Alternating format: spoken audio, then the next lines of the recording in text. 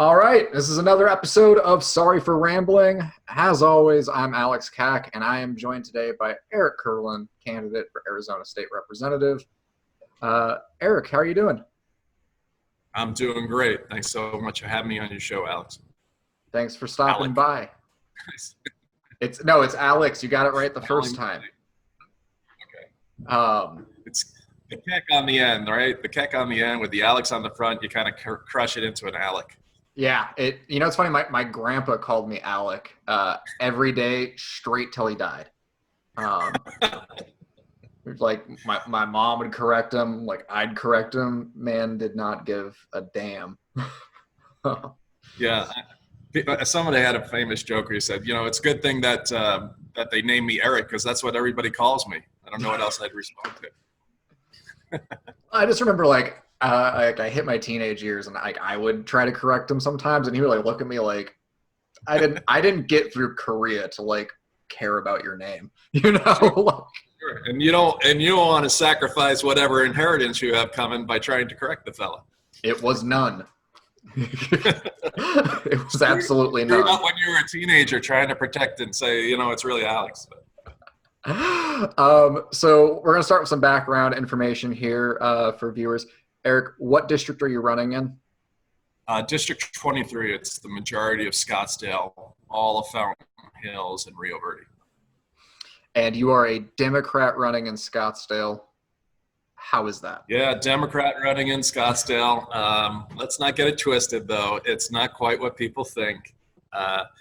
Actually, the voter registration is quite Republicans, 2-to-1 Republican to Democrat, with about a third of the people being independent. So we ran in 2018, working full-time as a teacher and as a clean elections candidate in a district that was a minus 24, and we lost by 3 points. So we're actually looked at as one of the races that's going to flip.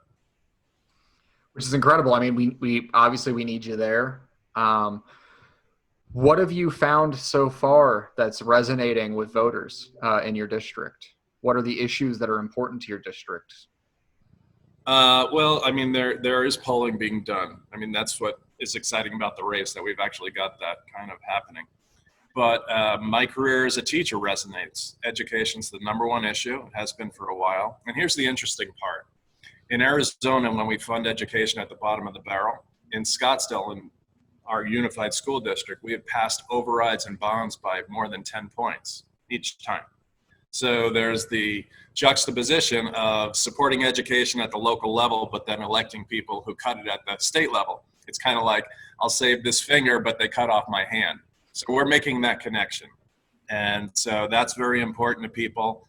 We kind of mimic what is around the country as those districts that are flipping, right? Higher socioeconomic background, higher education background. We have basically this election kind of like the soccer moms of yesterday. They are tired of the BS. They want things done. They want people working with each other. They want people to put community over politics. They want you to put their issues over any partisan divide. And that's where I'm at. I'm running because I want to get shit done. And I'm sorry if you have children under 13 listening to that salty language, but it really has come down to that. We have to get things done. Oh, I mean, we absolutely do. I think that goes without saying. What are the things that you really want to get done, though? I know you mentioned education, you mentioned funding. What are specific things that you want to do in that regard? Well, just on education, I think there's a way for us to look long-term and say, what do we want to be in 20 years? We haven't had that conversation with a long-term plan. Right now, we're about 48th in the nation in education funding. It would take us $4 billion just to get to average. Now, average is a long way off.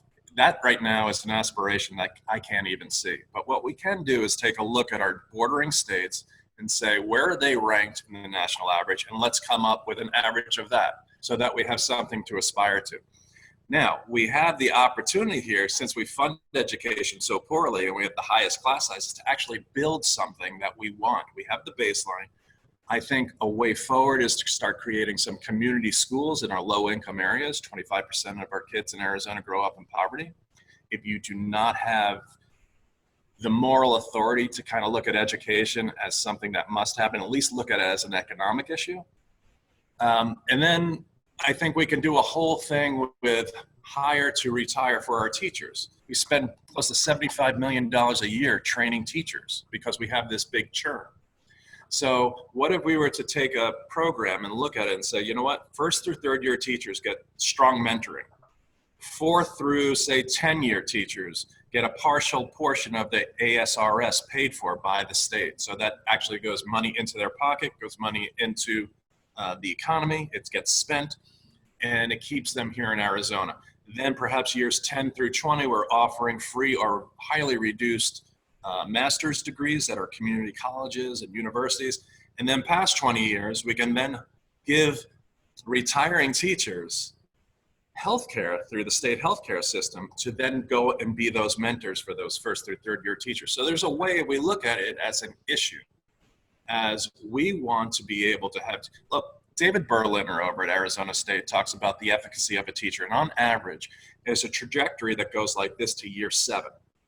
Year 7, they reach their peak and it flatlines and goes across to year 27, I think it is, and then it dips a little bit.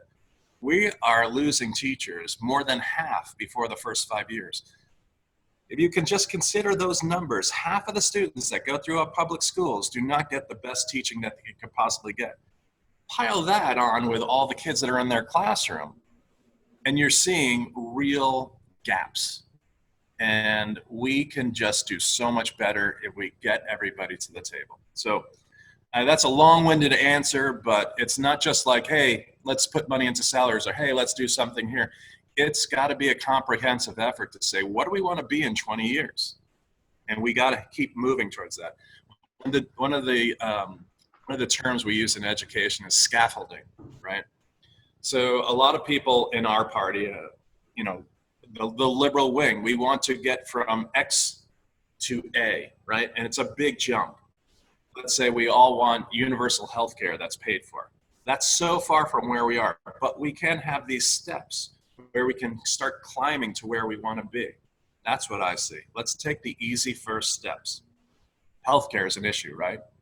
We all want better healthcare. We want cheaper prescriptions. We want better services.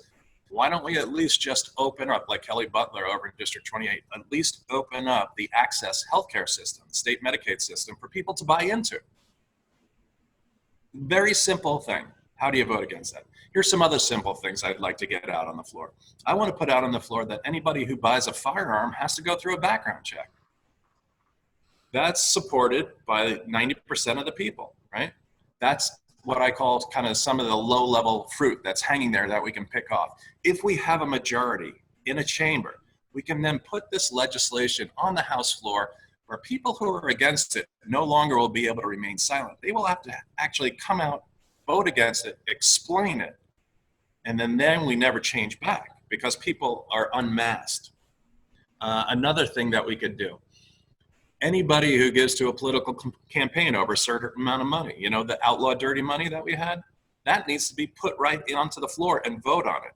We have right now with the Supreme Court of the United States and Citizens United, we have the law of the land. It says, money is speech. Whether I agree with that or not, that is the law. You follow the law. But within that, the First Amendment does not say that speech is anonymous with money. We can at least say, you know what? Give as much as you want to whoever you want, but we should know who's trying to buy our politicians. That passed in Tempe with 91% of the vote. This is the easy stuff. If you're not beholden to those special interests, you can get out there and put them out on the floor, get a vote on it, and that's what I'm looking to do. The House is 31-29 in favor of Republicans. We flip that. No longer do they pick the Speaker of the House that hides good bills to die. We get things heard. Well, it's interesting. So, you referred to some of this stuff as easy stuff because it's, broadly popular when it polls well. But when it actually comes to partisan electoral politics, that's not always the case. Minimum wage raises are a good example of that. We passed one very successfully here. I actually personally worked as an organizer on that effort back in 2016. Yet if Democrats in the legislature had proposed it, it would not have necessarily been as popular. We look at some of the same things. Like I hear, when we talk about buying into access, that's definitely going to be an uphill fight. with Republicans in the legislature, and even frankly with some Democrats in the legislature. Yet at the same time, if you put it to a vote, you strip partisan label off it, you put it to a vote on a general election ballot, suddenly that looks less unachievable. How do you see yourself being able to circumvent some of that with some of your ideas? I mean, is it really just a matter of just getting Democratic majorities in both chambers, or? No. And first of all, thank you for the question, because this is the underlying root of our body politic right now. Let me see if I can frame this. I have actually worked to reach out to people who are currently serving to try to figure out some coalitions already. I'm running to win, but I'm running to get things done. So I am going all in as the plan of, I am going to be there. What I am doing now is not a matter of trying to get myself reelected. Even if it's just one term and out, I really want to get some things done. I want to move forward where we can work together. Once we flip that chamber, you do have moderate Republicans that will then be able to come out from under that cover of 31, putting their thumb on them. We're going to have outliers on the right. We're going to have outliers on the left, but we're going to get this big mass in the middle. I've been trained. I was the president of my teachers association for 4 years. One of the things we did was train on interest-based bargaining, where you separated interest. You come into that dialogue with why this is an interest of yours, and you work to meet that interest when you agree on it. So if we take an interest of increasing access to healthcare, you can get a bunch of reasonable people together to make that conversation go. And you don't need to win with a shutout. You don't need 60 votes in the House. What you do need is probably about 2/3, and I think we can get to 40. I think there's other people will fall off. And here's the exciting thing. We have a nation that is looking upon Maricopa County. I know you guys down there in Tucson don't feel this way, but Maricopa County is the epicenter of the national election. There's going to be lots and lots of media here. What they will be left with is the residue of somebody who wins a seat in a district that is a -24 in registration. And then that will be followed in how do they then govern? Well, we're a young state. We're just over 100 years old. Pretty soon they're going to say, you know, this ruby red Arizona 10 years ago, they really are purple. They really are. And then they're going to come to us rather than Wisconsin and Michigan, because we're going to be the new firewall over here. We're going to be Nevada, New Mexico, Colorado, Arizona, California, you know, the whole thing. The Southwest is really going to be the Midwest. So once you go forward, you don't go backwards. I actually think you're correct on that. You know, one of the issues I've always had in organizing and in my career has been fighting this perception that Arizona is ruby red, because just on the registration numbers alone, that's never really been the case. Right. And even when you look at us historically before the mid-90s, electorally, that wasn't the case. We had a not even quite 20-year gap of being ruby red, so to speak. And one thing that I learned in politicking in Arizona was a lot of it has to do with personalities and how it appeals to voters of a Southwest mindset. Because, you know, being a Democrat in one region versus another, that means very different things. A New England Democrat's different than a Midwest Democrat, and a Southwest Democrat, a Southwest voter across the boards is different than other places. I realize, you know, we have slightly different values, and we look for slightly different personalities. And to me, it almost seemed like this is one of the areas where Democrats were failing on a statewide basis here. It oftentimes seemed like it had less to do with the actual policies or partisan registration of an individual voter than it did with not being able to resonate with who we put as our nominee for governor or for Senate. What do you think makes you a candidate that can resonate with voters, both in your district and across the state, for any potential future career advancement you want? Well, at the risk of sounding too vain, I am really handsome, good looking. No, that's all bull. I talked to you momentarily about how when I was the president of my association, I was a little younger.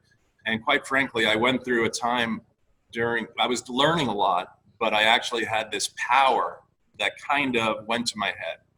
And being able to reflect back and look on it, I see a lot of what was poorly kind of bubbling up inside of me and some of these politicos right now, because they have this power. I think what resonates with me with other people is I try to use my mouth. Actually, I try. It doesn't work. In proportion to my ears. I try to listen twice as much as I speak. It's a challenge every day, but I know my faults, so I try to kind of continually self-assess where I am and try to be better. I also understand that I'm smart enough to know that I don't know everything.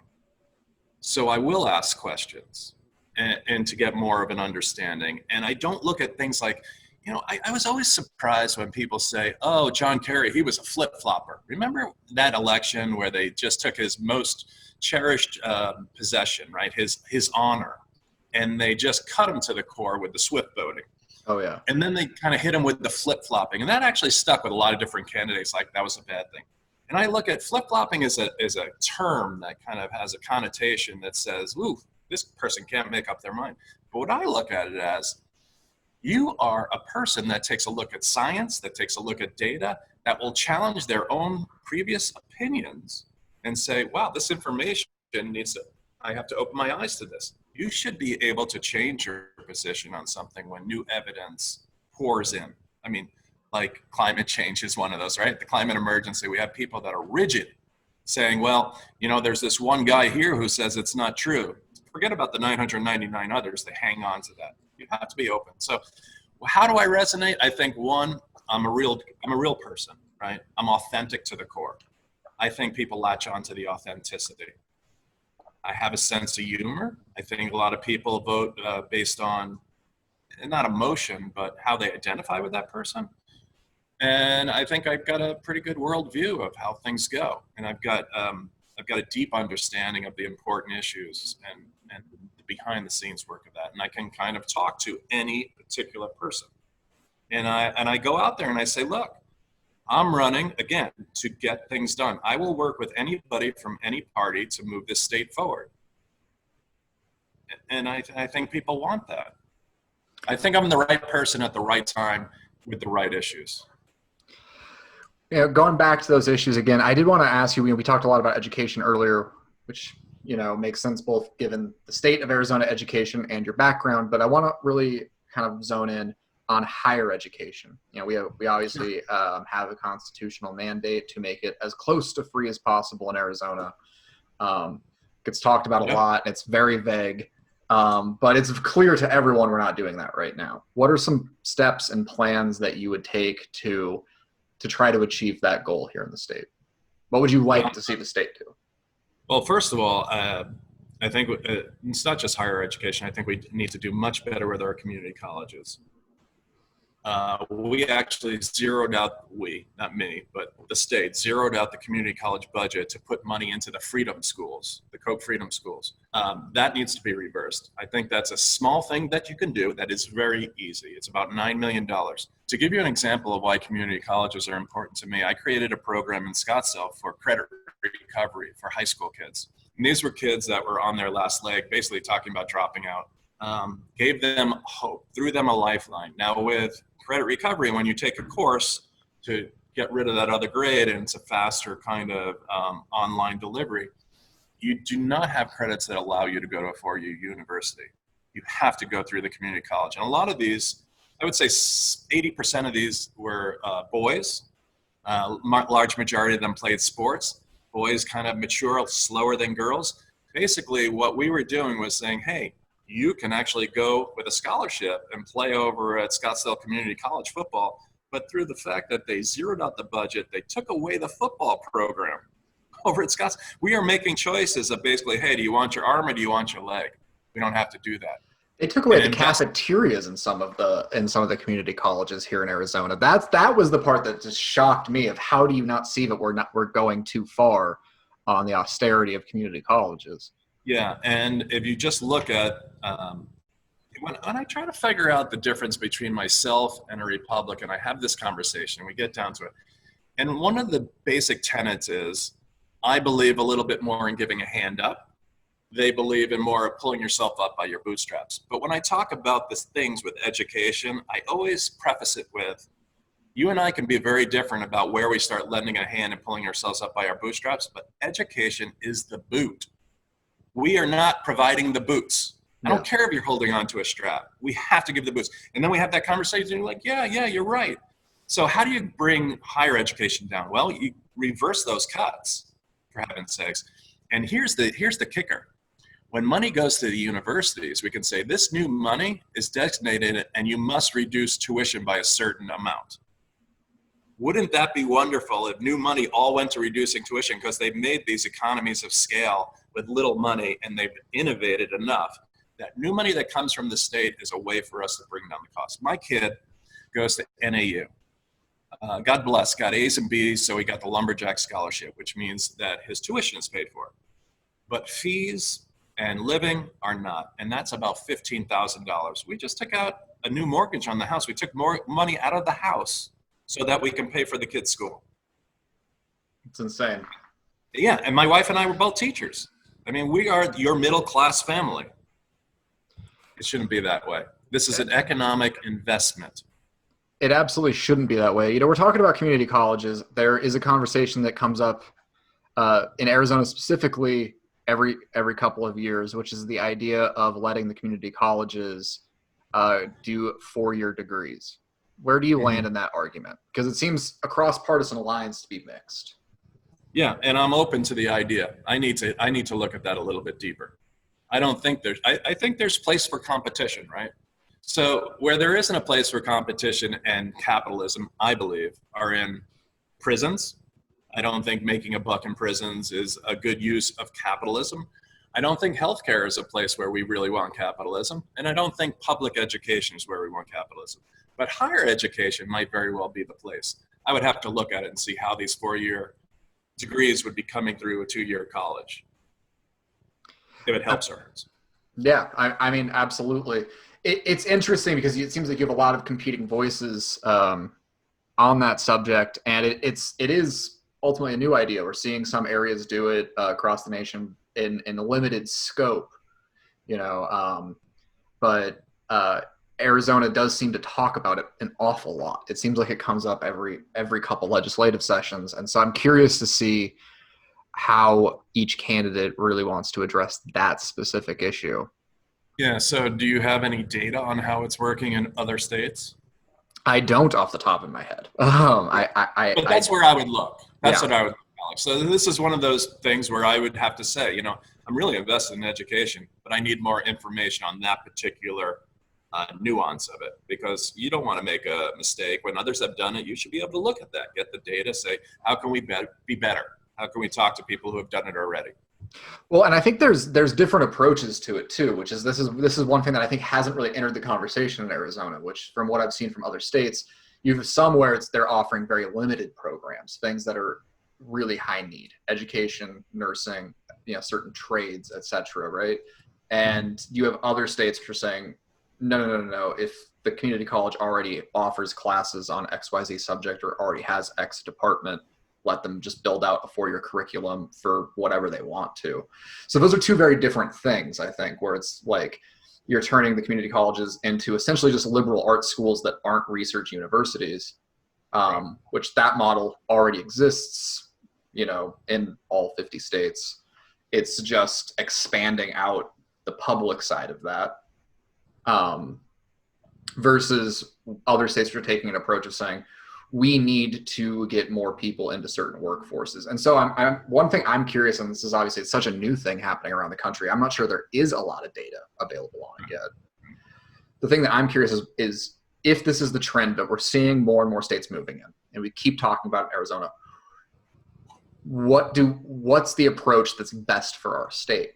And, you know, we have, the one thing that strikes me about it is that we have a lot of areas that it's not easy for kids to get to universities. You know, people in real Southern Arizona, not Tucson, not Pima County where I live, but, you know, the real borderlands. It's not always super easy for them to leave a family and come up to U of A or NAU or ASU. And the same could be said of Eastern Arizona as well, much less when we start talking about indigenous lands. So I think there's got to be some type of kind of, this has to be factored into whatever conversation we're having about higher education, is how do we make it more affordable, but how do we expand it to these students? We actually have a big state here by land mass. How do we expand it to all these Arizonans who aren't served by the university system currently? We're huge. But here's where the thing is. So we have these community colleges that are in more of the outposts. Perhaps that's where we have a partnership with the local university, that they're offering 4-year programs through that campus in partnership. I don't have all the answers, but I would say this is a perfect example of how we look at the interest. The interest is to get more people through higher education. And then we build on that interest. There is no one best way right now here, right? But we can come up with a diagram. So, I mean, as you were saying, also my thought was, well, maybe there's a way to be able to put affordable housing closer to a campus of maybe a two-year community college that offers a 4-year degree that isn't in the border town, but is away from the border, so that they can actually. There are so many ways to say no, but we have to figure out a way to get to yes, right? How do we increase the amount of children that can become productive adults through higher education? That's exactly the point. I want to kind of move away. We've talked about education a lot. Let's talk about something else that's in the news right now, which is public safety and policing. Yeah. This is an issue at, I think, every level of government. You know, we have municipal police, county police, state police, and federal agencies.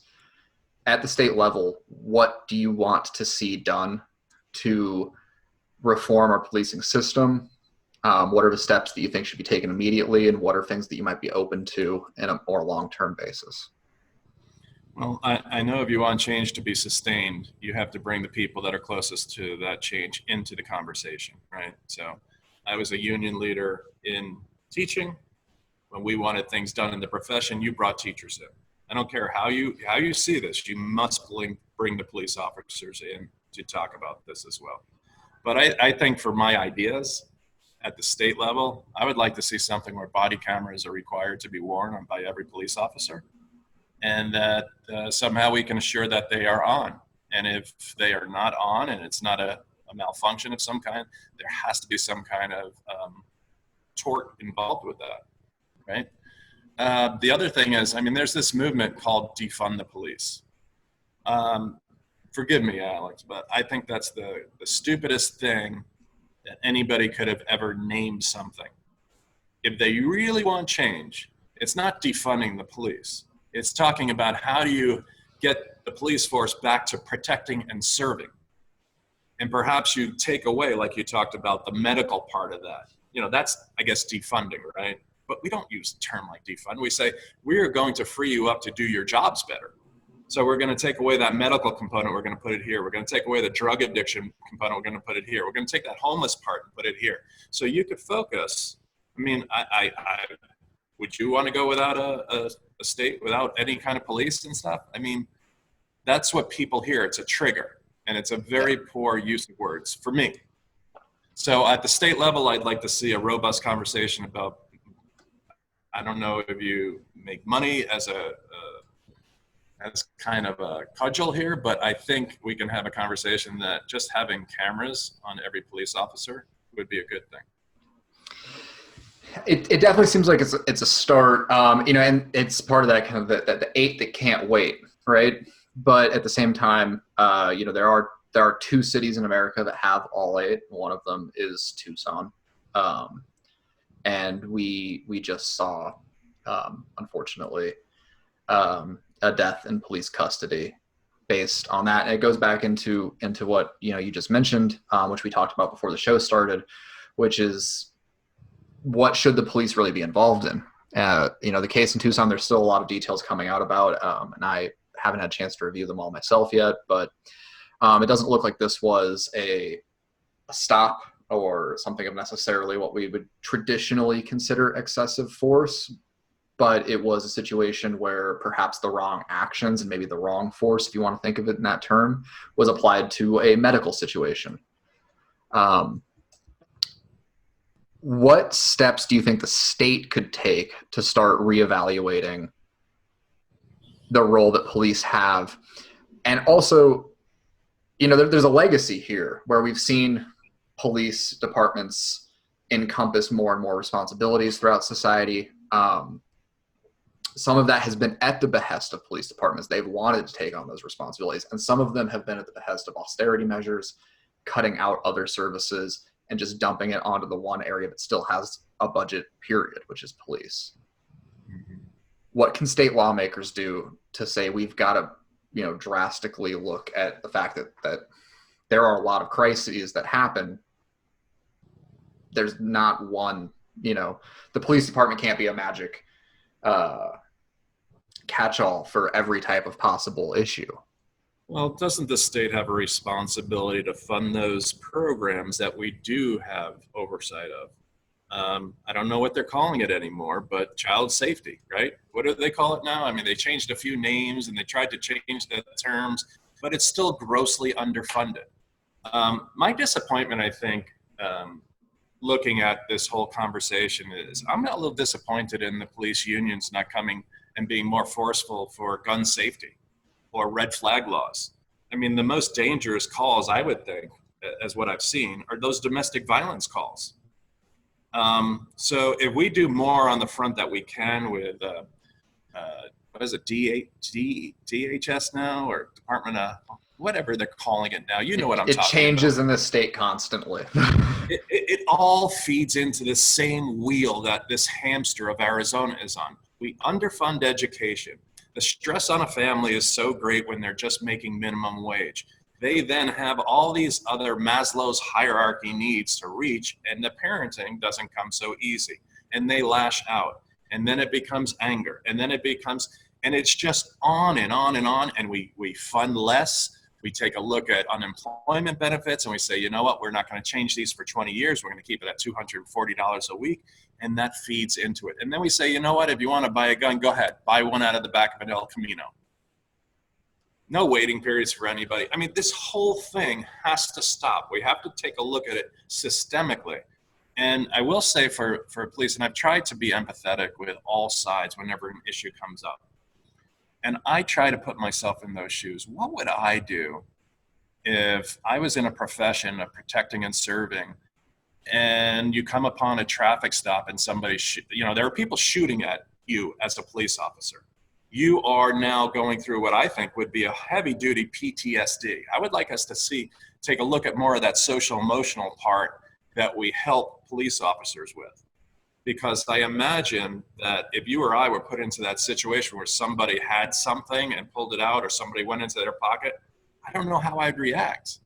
When your adrenaline starts pumping and you've got all this kind of in there about what has happened in the past, and then we also have to remember, I know it's kind of trite, but not all cops are bad cops, not all teachers are pedophiles. We hear the bad things, but we have to support the good ones, and we have to allow them to have a voice to actually change their profession from the inside as well. Well, and I think that's part of the frustration that people are having with police departments, and specifically with police unions. You see, yes, and you use the example of teachers who are committing, heinous sex crimes with their students. Right. The educational community and the organized labor community behind them comes out, they speak out, and they work to stop those. We've seen the opposite nationwide with the vast majority of police unions, where they are actively working, and specifically with their collective bargaining and with their contracts, are trying to find ways to make sure that officers who commit crimes, let's just call it what it is, not just break the rules, but commit crimes, be they violent or monetary, are protected. And whether that means that they don't lose their job, they don't face jail time, or if they do lose their job, they're able to apply for a similar job, oftentimes in the exact same community or in a neighboring community. That to me seems where a lot of the anger and frustration is coming from. That's where I'm at with that. I mean, I kind of brought that up. I'm very disappointed in them not taking the lead. You're in a professional association. Start putting the professional in front of that. Take care of your business. I mean, I counseled quite a few people out of the profession. I worked in some difficult situations. but it was always about education and those kids. And yeah, we had due process, so we made sure due process was in there. But when you did wrong, we helped get you out. I mean, it's necessary. And I'm very disappointed that the police officers who are in their union have not kind of risen up and taken this back. One of the arguments that is kind of sitting underlying of this that tends to resonate with me, but hasn't in this most recent wave of turmoil, I think gotten a lot of attention, is some of the fundamental issues with the criminal justice system. And an idea that part of the reason we have this issue with the police unions is that we've set up a system that's designed to attract not the best candidates for policing to begin with. And also, when we do get the people who are really there for the right reasons, we push them to do things that they probably don't want to do. It's for lack of a better term, it's the old Vietnam syndrome, right? Why do we? Yeah, and also, I mean, why do we have such psychological issues, greater encounters of psychological issues with soldiers in certain wars versus others, and they always come to that moral reasoning. We see that in policing, though, too, when we're talking about criminalization of nonviolent crimes, sex work, drug use, etc. And we're criminalizing classes and races of people. There's got to be an issue, I think, with the psychological impact that has on the officer's mentality of interacting with people, where they're not seeing themselves as part of that same society anymore. Yeah. That, to me, looks exactly like a legislative issue. Yeah, well, I think this is a bipartisan issue to reevaluate our sentencing laws right now. We're one of 3 states that requires 85% of a sentence to be served. Now, I don't know if that's because we're beholden to the private prison lobby or that we're beholden to some kind of Wild West mentality that, law and order, America kind of thing that we've been kind of caught in the past. But Walt Blackman, who is a serious conservative, has been pushing this now for 2 years. We have to be able to take a look at our sentencing laws and these nonviolent first-time offenders. They're only learning how to